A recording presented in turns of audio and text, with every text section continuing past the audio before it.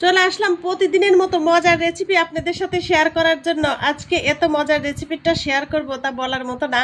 Cake মনে হয় যে কেক এমন কোনো মানুষ নেই বা বাচ্চা নেই যে পছন্দ করে না।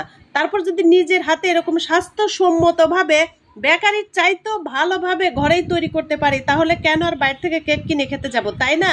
তো চলুন কথা না বলি, এই পাউন্ড ফুডস কেকটা কিভাবে কি দিয়ে তৈরি করে ফেলেছি সেটা একটু দেখে নিন। 3টা ডিমের পাউন্ড কেক তৈরি করার জন্য আমি আগে এখানে শুকনো উপকরণগুলো চেলে নেব। 1/3 কাপ দিয়ে আমি 3 বারে ময়দা দিয়ে দেব। এই যে দেখেন 1/3 কাপ লেখা আছে, তো আমি এটা দিয়ে 3 বার ময়দা দিয়ে নেব। ডিম থাকে 50 গ্রাম করে, তো 3টা ডিম 150 গ্রাম, আমিও এই সেই 150 গ্রামই ময়দা নিয়ে নেব। তো 1/3 কাপ দিয়ে 3 বার দিলে 150 গ্রাম হয়ে যাবে। এখানে দিয়ে দেব 1.5 টেবিল চামচ বেকিং পাউডার ও 2 টেবিল চামচ কর্নফ্লাওয়ার। কর্নফ্লাওয়ারটা আপনাদের হাতের কাছে যদি না থাকে না দিলেও চলবে, তো 2 টেবিল চামচ কর্নফ্লাওয়ার দিয়ে নিলাম। গুঁড়া দুধটা দিলে কেকটা বেশি টেস্ট হবে। শুকনো উপকরণগুলো চেলে নিলে কি হয়, এই যে দেখেন এই যে দানা দানা এগুলা বের হয়ে যায়, কেকটা অনেক সফট। মিশিয়ে নেব। এখানে আমি 3টা ডিম নিয়ে নিয়েছি। 3টা ডিমের ভিতরে আমি এখন চিনি দিয়ে দেব। তা এই যে এখানে কিন্তু 1/4 কাপ লেখা, তো 1/4 কাপ দিয়ে 3 বার দিয়ে দিলে 150 গ্রাম চিনি হয়ে যাবে। আমি আজকে গ্রামের মাপ এবং কাপের মাপ দুটোই আপনাদেরকে বলে দিচ্ছি। বিটার নিয়ে নিয়েছি, আমি এখন ইলেকট্রিক বিটারের মিডিয়াম স্পিডে বিট করে নেব। দিয়ে দিচ্ছি 1.5 টেবিল চামচ ভ্যানিলা এসেন্স।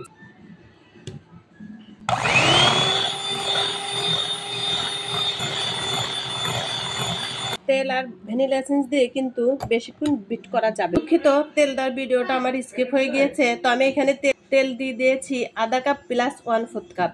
আধা কাপ প্লাস 1/4 কাপই কিন্তু 150 গ্রাম হয়ে যাবে। আর মিশ্রণটা কিন্তু রেডি। এখন আমি শুকনো উপকরণগুলো একটু মিশিয়ে নেব। শুকনো উপকরণগুলো মিশিয়ে নেব, আমি একবারে দেব না, 2 বারে দিয়ে আমি মিশিয়ে নেব। এটা কিন্তু ওইরকম যে স্পঞ্জ কেকের মতো যে আস্তে আস্তে মিশাতে হবে তা কিন্তু না। সুন্দর করে শুধু ডিমের মিশ্রণটার সাথে ময়দাটা যেন মিশে যায় সেভাবে মিশিয়ে নেবেন। এটা ঠিক কেমন হয়েছে, একটু ঘন হয়েছে, তো আমি এখানে 1 টেবিল চামচ পানি দিয়ে দিচ্ছি।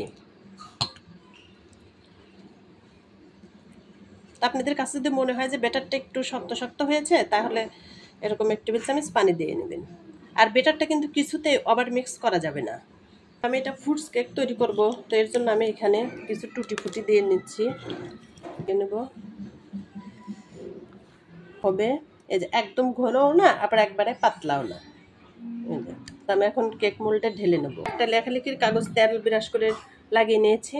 এখন ব্যাটারটা ঢেলে দেব, একটু উঁচা করে ঢেলে দিচ্ছি। দেখেন কেকের ব্যাটারটা ঠিক কেমন হয়েছে। ট্যাপ ট্যাপ করে নেব, হাওয়া থাকলে বের হয়ে যাবে। আমি একটু ফুট দিয়ে দিচ্ছি। এনেছি কাঠবাদাম, কাজু বাদাম আর হচ্ছে পেস্তা বাদাম। সিলভারে একটা হাঁড়ি চুলায় বসিয়ে দিয়েছি। আমি এটাকে 10 মিনিট গরম করে নিয়েছি। এখন আমি কেকের মোলটা বসিয়ে দেব। সিলভারের ঢাকনা দিয়ে দিলাম। এখন একটা টাওয়াল দিয়ে দেবো যাতে বাতাস না বের হয়ে যায়। এটাকে 40 থেকে 50 মিনিট কুক করে নেব। এই যে চলে আসলাম 50 মিনিট পর। কেকটা হতে আমার 50 মিনিট টাইম লেগেছে। তো যদি ঘড়ি ধরে 40 থেকে 50 মিনিট কেকটাকে কুক করে নেন, তাহলে কিন্তু আর কাঠি দিয়ে চেক করতে হয় না। তো আমি এখন এই গরম থাকা অবস্থায় সুগার সিরাপ ব্রাশ করব। সুগার সিরাপটা দিলে কি হয়, কেকটা একদম সফট সুন্দর হয়। এখন আমি একটা পাতলা কাপড় দিয়ে ঢেকে পুরোপুরি ঠান্ডা করে পরে কেটে আপনাদের সাথে শেয়ার করব ভিতরটা কেমন হয়েছে। মাশাআল্লাহ, দেখেন কেকটা ঠান্ডা হওয়ার পরে কত সুন্দর হয়েছে, আরো সফট একদম। তো আমি যে একটা চাকুনি নিয়েছি, এখন কেকটাকে চার সাইড দিয়ে সুন্দর করে এইভাবে দেখেন। মাশাআল্লাহ, নিজের হাতেই যদি এইভাবে কেক তৈরি করা যায় তাহলে কত ভালো লাগে। আর পারফেক্ট একদম কেক।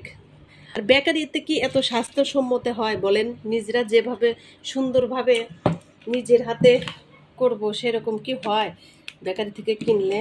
দেখেন তো কেকটা কত সুন্দর হয়েছে, মাশাআল্লাহ। দেখেন কাগজটা আমি একটু কেটে আপনাদের সাথে এখন শেয়ার করব। মানে এত সুন্দর হয়েছে কেকটা, মাশাআল্লাহ।